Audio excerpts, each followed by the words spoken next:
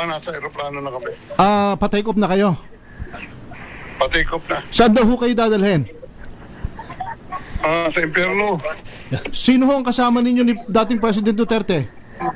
Hindi ko kilala. Kayo nung dalawa lang ho, wala ho kayong kasamang pamilya, wala kasama ibang abogado? Wala.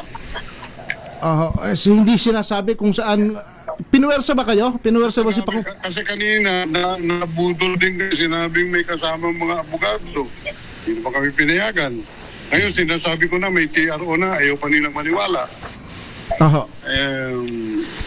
Pakisigaw na lang dyan. Opo. Pinuwersa ba ang dating Pangulo para maisakay sa eroplano?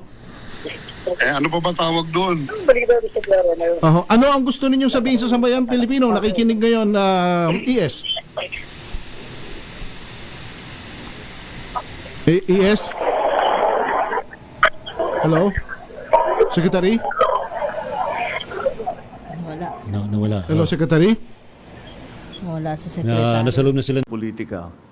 Pero sinundan lang natin yung ICC, yung Interpol. Wala tayong, hindi natin kinakausap yung ICC. Marami silang hinihingi sa atin ng mga dokumento, wala kaming binigay.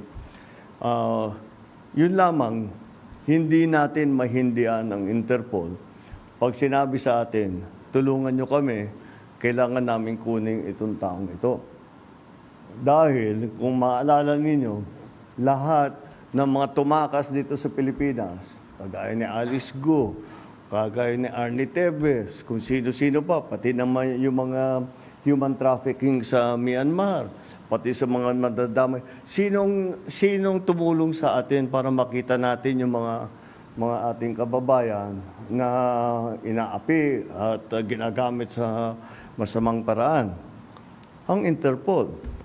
Kaya naman, dapat naman tayo, pagka sinabi sa atin, tulungan nyo kami sa ganito, tumulong kayo. Kaya naman, ganun ang ginawa natin.